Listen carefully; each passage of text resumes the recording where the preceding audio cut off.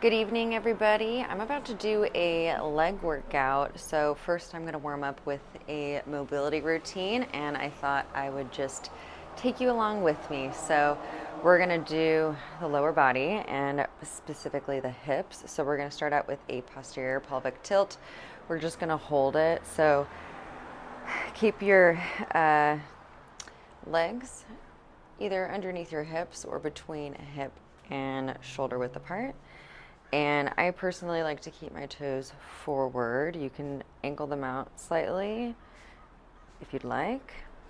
And then the whole goal is just to tilt your pelvis forward as you squeeze your glutes. So we're just going to do that and hold. 100% of the attention is in your backside. Right here in your glutes. And a little bit in your hamstrings. You can keep a slight flexion in your knees. So you keep tension out of there. And press through those heels. Press into the ground. All right. Relax for a moment. And then let's do that again. Feet right under your hips or just between your hips and your shoulders. Slight bend in your knees, press through the ground, tilt your pelvis and squeeze. Squeeze your glutes. And check for even hips, that your hips aren't twisted. My hips are personally twisted, so that is what this helps with, is getting your hips in alignment. And I'm personally pushing more through my left hip, more forward, because I naturally am more twisted this way. Keep the hold if you're still there. All right, and now we can just work through some hip rotations, standing hip rotations. So I like to do one leg at a time, squeezing my glutes as I lift my knee up to about 90 degrees, rotate it out to the side, and then bring it back down to the ground. You can tap your toe if you need it for balance, and then bring it back up. And I really only do, 10 reps per exercise. And I don't always count, which I'm not counting right now because I'm talking. Okay, other side.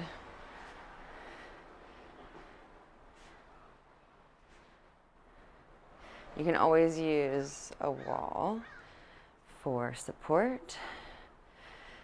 Again, press through your heel and the ball of your foot to,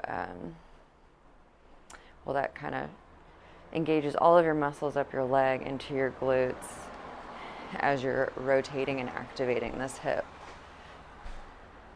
The other hip, the moving hip. Okay. All right, now, what did I want to do? Oh yeah. So let's do some standing hip abductions. So keeping your leg and foot straight. So we're not rotating. You can rotate a little bit in, but we're not rotating our leg out. So we're going to specifically work the side of the hips right here. Okay, so you can, let's see, start with your leg forward or back behind your stabilizing leg. And we're just going to reach our leg out long, keeping the hips in place until we hit end range without over tilting or anything like that. So we're going to do this for about 10 reps. You're going to squeeze through your grounding leg again.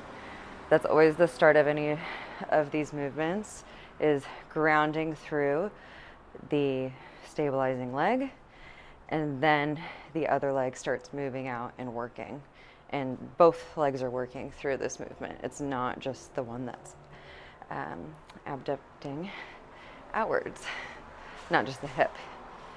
Okay, that's working, the one hip.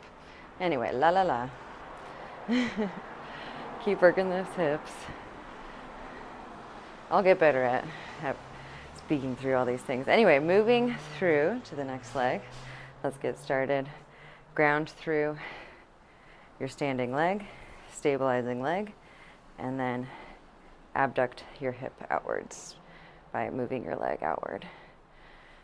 Again, keeping your upper body nice and stable, avoiding rotating to the side. Feel that nice pull or burn in your hip.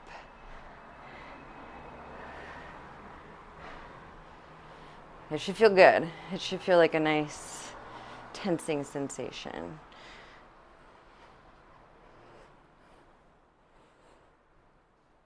All right.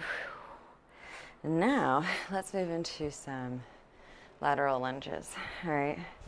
Or side squats, Cossack squats. All right, let's do it. Let's try for about 10 per side.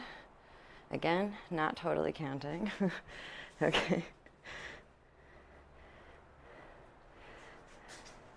And I like to move nice and slow.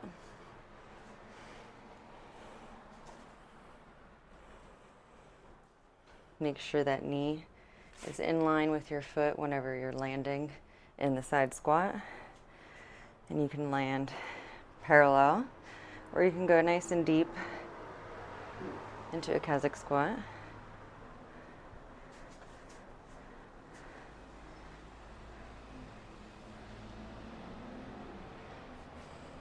If you want a bit more of a challenge, you can do hands behind your head.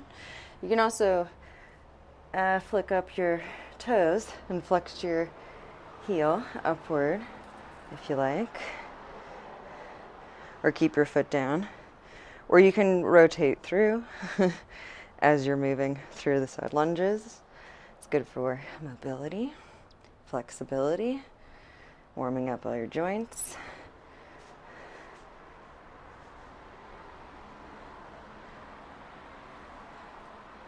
And it actually is a nice little rotation through the hips.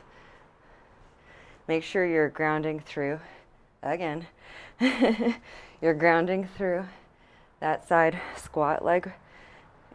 And then this is the one that can move a little bit more freely.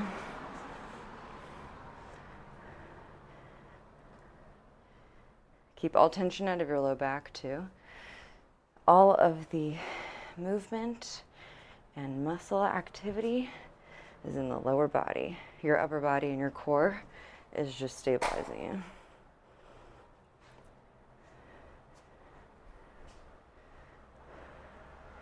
Alrighty. And now, let's do some squat to fold overs. And then may or may not do more, okay? So for squat fold overs, practice some squats first. Knees over the feet, come down, thighs parallel to the floor. Squeeze those glutes.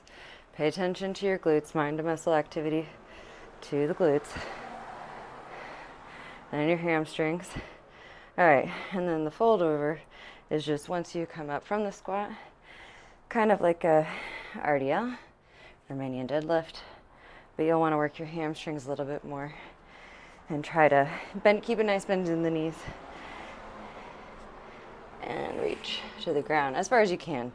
If this is as far as you can go, that's all right, but you can keep as much bend in your knee as you want. This is supposed to feel really good and a nice release in your body, warming it up.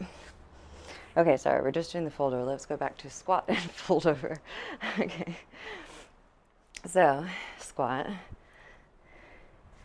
and fold over, squat and fold over. And if you want to advance this a little bit, you can tuck your hands underneath the balls of your feet. Keep them there, supported, but you're pressing mostly through your heels.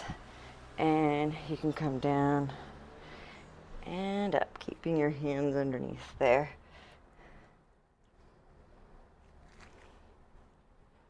Just an option if you want, but if you feel better, more fluid moving this way, that is all right. Okay. Whew, I feel pretty good. Do a little arm motions. Okay. And thank you. That was a little mobility warm up for the lower body. And now I'm going to get started with my leg day.